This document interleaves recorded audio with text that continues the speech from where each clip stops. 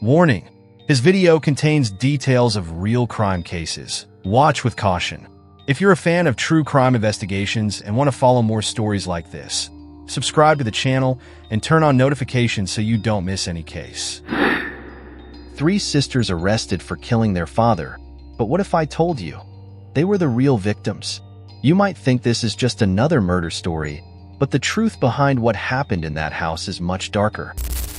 On the sweltering evening of July 28, 2018, the quiet suburban neighborhood of Oakwood, just outside of Atlanta, Georgia, was shattered by the wail of police sirens. Residents peered through their curtains as squad cars converged on the Carter family home, a modest 2-story house that had always seemed unremarkable. But on that night, it became the epicenter of a case that would grip the nation and spark a fierce debate about justice, abuse, and the limits of self-defense.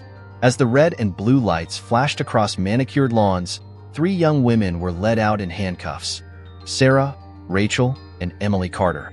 The sisters, aged 25, 23, and 19 respectively, appeared shell-shocked, their faces tear-streaked and clothes disheveled. None of them resisted as they were placed into separate police vehicles.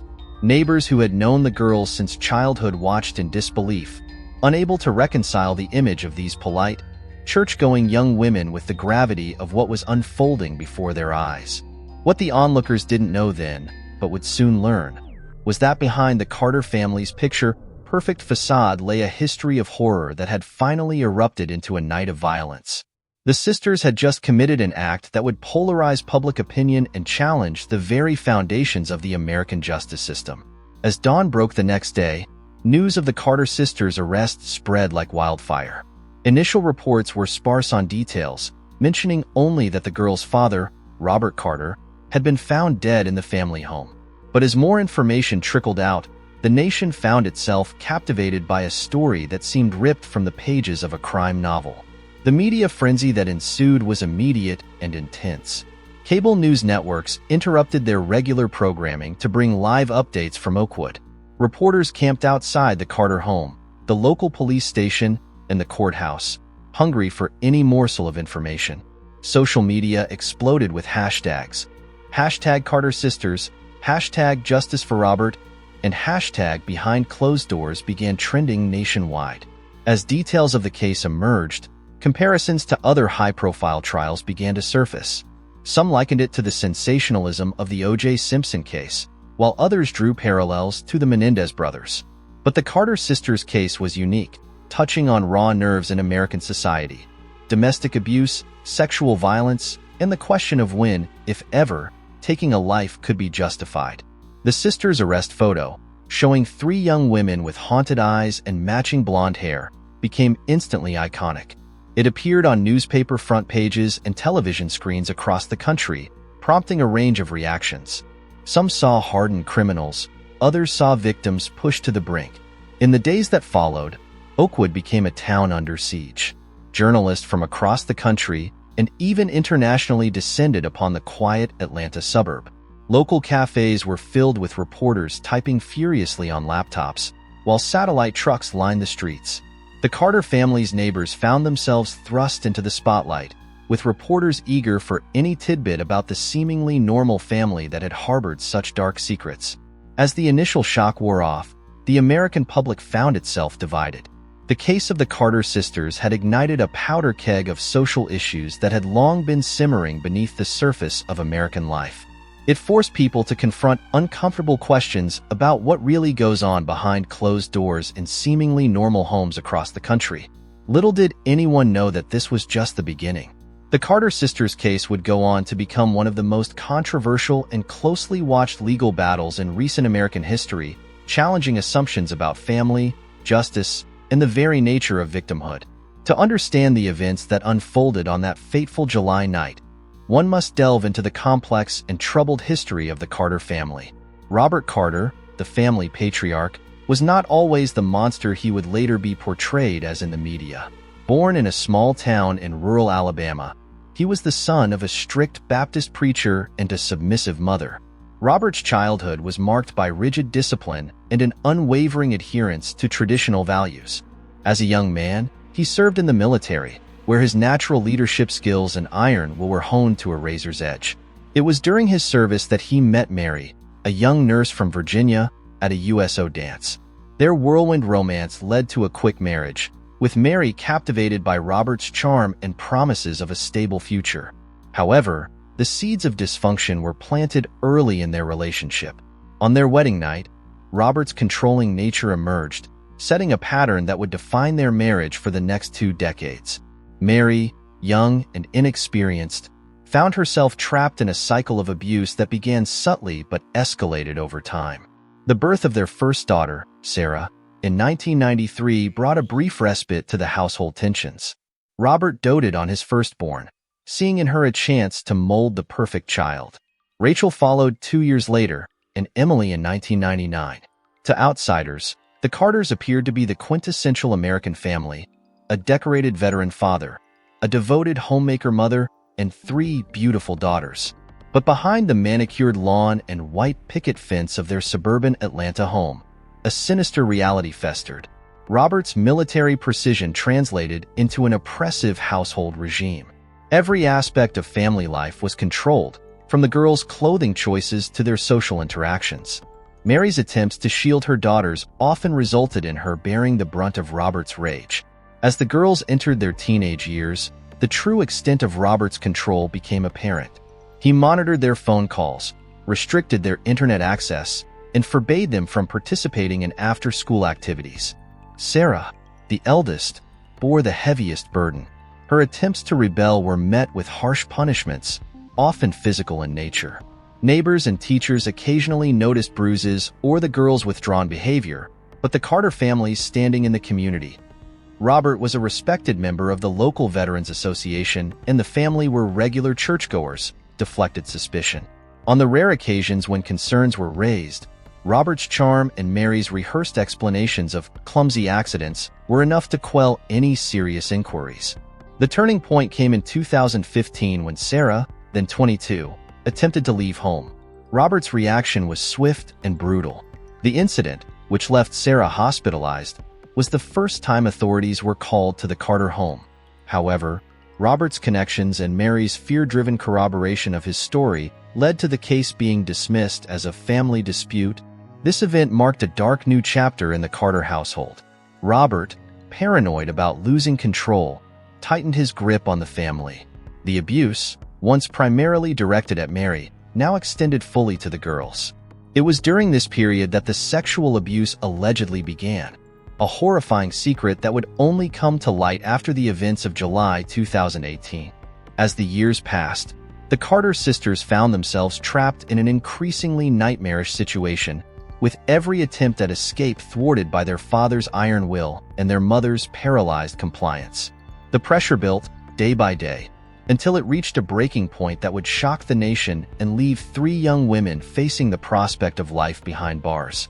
The events of July 27, 2018, unfolded like a Greek tragedy set against the backdrop of a sweltering Georgia summer night. Robert Carter returned home from his weekly therapy session at the local VA center, his mood darker than usual. The house, usually maintained to his exacting standards, showed signs of neglect: dishes in the sink, a stack of unopened mail on the counter, shoes out of place in the hallway. For the Carter sisters, the sound of their father's car in the driveway sent a chill through their bodies. They had spent the day in a state of anxious preparation, knowing that their actions tonight would irrevocably change their lives. Sarah, the eldest at 25, had made the decision. Rachel, 23, and Emily, 19, had agreed. There was no going back.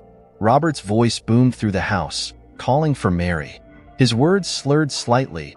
He had been drinking again, a habit he had picked up in recent months. Mary appeared, her movements hesitant, her eyes downcast.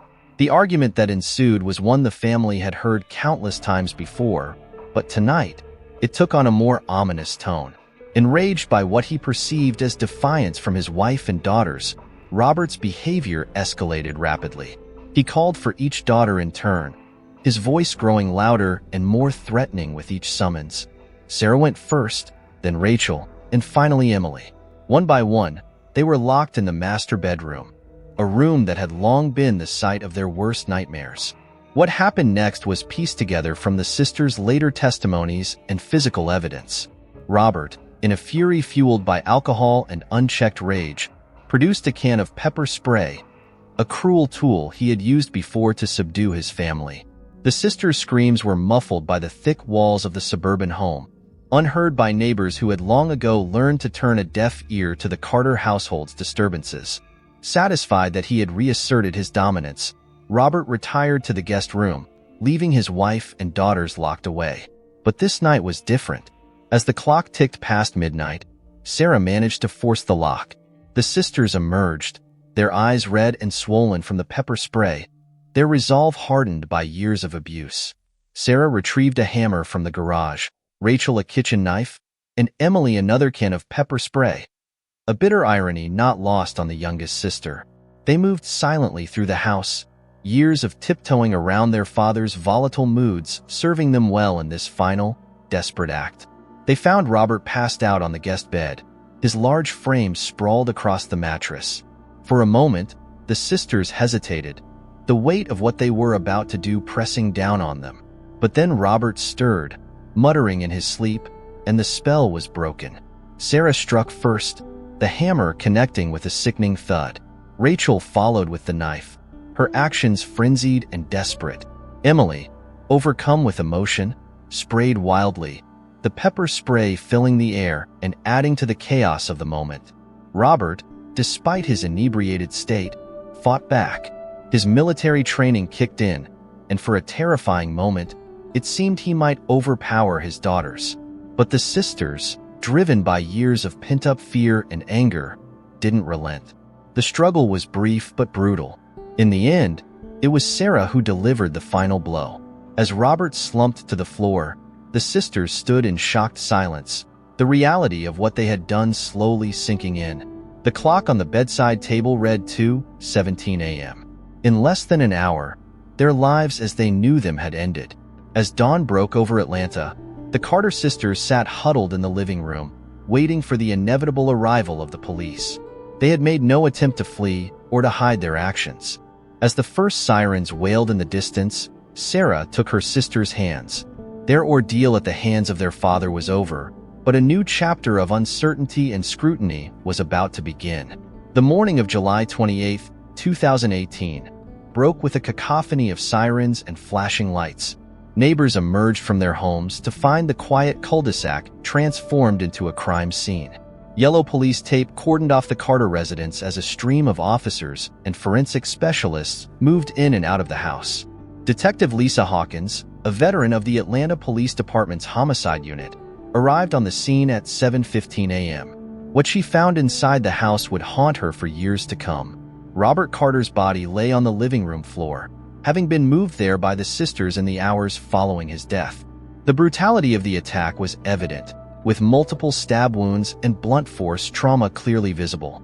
But it was the demeanor of the Carter sisters that struck Detective Hawkins most. Sarah, Rachel, and Emily sat quietly on the couch, their hands still stained with their father's blood. They offered no resistance as they were taken into custody, their silence broken only by Emily's quiet sobs. The initial investigation moved swiftly. The murder weapons were recovered, and the sisters' confessions were recorded within hours of their arrest. However, as detectives delved deeper into the family's history, a more complex picture began to emerge. Mary Carter, initially too shocked to speak, eventually provided a statement that corroborated her daughter's claims of long-term abuse. Medical examinations of the sisters revealed evidence of sustained physical and sexual abuse, sending shockwaves through the investigative team and the wider community. As news of the case spread, public opinion began to divide sharply. Protesters gathered outside the Fulton County Courthouse, their signs displaying conflicting messages of support for the sisters and calls for justice for Robert. The media frenzy reached fever pitch when it was revealed that there had been multiple police visits to the Carter home over the years, none of which had resulted in any action against Robert. The legal proceedings that followed were unprecedented in their complexity and public interest. District Attorney Marcus Thompson found himself under immense pressure. On one hand, the brutal nature of the killing demanded prosecution. On the other, The sisters' history of abuse presented a compelling case for leniency. The defense team, led by renowned attorney Samantha Reeves, built their case around the concept of imperfect self-defense. They argued that while the sisters' actions were extreme, they were the result of years of trauma and a genuine fear for their lives. The prosecution, however, pointed to the premeditated nature of the attack. Assistant DA Jonathan Blake argued that the sisters had other options available to them and that their actions constituted first-degree murder. As the trial approached, every aspect of the Carter family's life was put under the microscope. Former teachers, neighbors, and family friends were called to testify, painting a picture of a family that had been failed by the system at every turn. The courtroom became a battleground not just for the fate of the Carter sisters, but for broader issues of domestic violence, systemic failures, and the limits of self-defense. Expert witnesses from both sides debated the psychological impact of long-term abuse and the capacity for rational decision-making in trauma victims. Throughout the proceedings, the sisters remained a united front.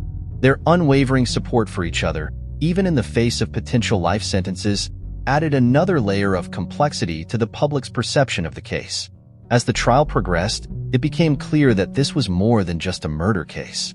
It was a referendum on American society's handling of domestic abuse and the criminal justice system's ability to protect the vulnerable. The nation watched, waited, and debated as the fate of the Carter sisters hung in the balance. As the trial of the Carter sisters reached its conclusion, the impact of the case reverberated far beyond the walls of the Atlanta courtroom. The verdict, when it came, was as complex as the case itself. The jury found the sisters guilty of manslaughter, rather than first-degree murder, acknowledging the years of abuse they had suffered while still holding them accountable for their actions. The sentencing phase brought another twist. Judge Eleanor Simmons, known for her no-nonsense approach, surprised many by handing down a sentence that was seen as lenient by some and just by others. Each sister received a 10-year sentence, with the possibility of parole after 5 years. The judge cited the extraordinary circumstances of the case and the systemic failures that had allowed the abuse to continue for so long. In the days and weeks that followed, the Carter case became a catalyst for national soul-searching. Domestic violence hotlines reported a surge in calls, as victims, emboldened by the sisters' story, sought help.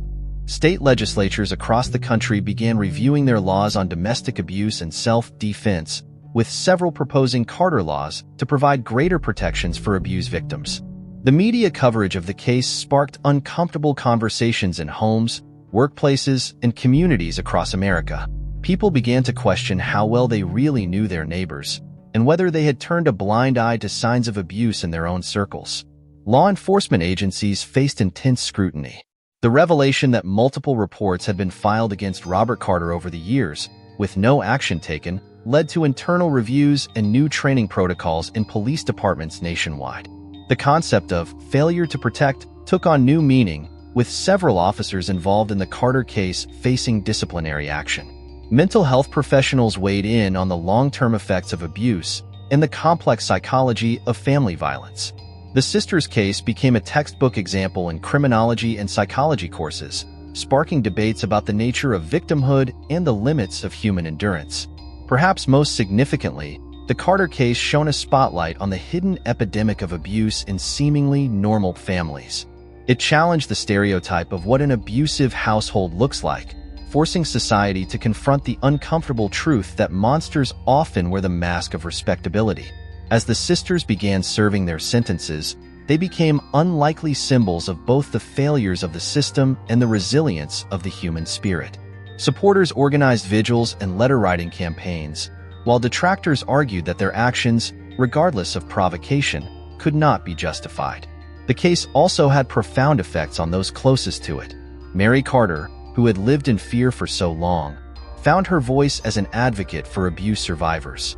Detective Hawkins, haunted by the case, became a vocal proponent for better training in recognizing and responding to domestic violence. 5 years after the verdict, as the possibility of parole loomed, the nation once again turned its attention to the Carter sisters. The debate over their fate reignited discussions about rehabilitation, justice, and second chances. The legacy of the Carter case continues to evolve. It stands as a stark reminder of the complexities of human nature, the failures of societal safety nets, and the sometimes blurry line between victim and perpetrator. As America continues to grapple with issues of violence, justice, and redemption, the story of Sarah, Rachel, and Emily Carter remains a powerful touchstone. A tragedy that forced a nation to look in the mirror and confront the darkness it saw reflected there. 10 years after the fateful night that shook the nation, the Carter sisters' case continues to leave an indelible mark on American society. As Sarah, Rachel, and Emily step out of the Georgia State Prison, blinking in the harsh sunlight of freedom, they face a world irrevocably altered by their actions and their story. Their release is met with a media frenzy reminiscent of the original trial. Supporters and protesters line the streets outside the prison, their chants a cacophony of conflicting emotions. The sisters, now in their 30s, appear older than their years, their faces etched with the weight of their experiences. In the decades since their conviction, the ripple effects of the Carter case have touched every corner of American life. The criminal justice system has undergone significant reforms, with the implementation of Carter's Law in 37 states. This legislation mandates stricter responses to domestic violence reports and provides greater legal protections for abuse victims who act in self-defense. The case has become a cornerstone of legal and psychological studies. Universities across the country offer courses examining the intricate dynamics of familial abuse, using the Carter family as a central case study. The sisters' story has been adapted into best-selling books, award-winning documentaries, and even a controversial Hollywood film, each iteration reigniting public debate. Perhaps most profoundly, the case has sparked a cultural shift in how society views and discusses domestic abuse. The hidden nature of the Carter family's suffering has prompted many to look beyond facades, fostering a greater awareness of the signs of abuse and the importance of intervention. As the sisters take their first steps as free women, they face a future fraught with challenges. Their notoriety makes anonymity impossible, and their attempts to rebuild their lives are closely scrutinized by both supporters and critics.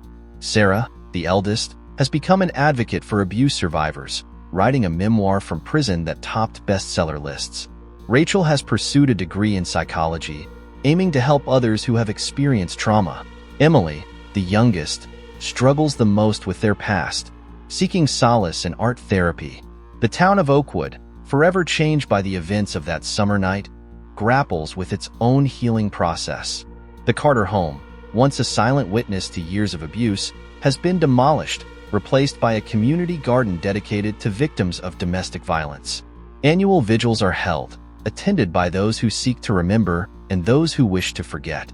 Mary Carter, now in her 60s, has become a fierce campaigner for domestic abuse awareness.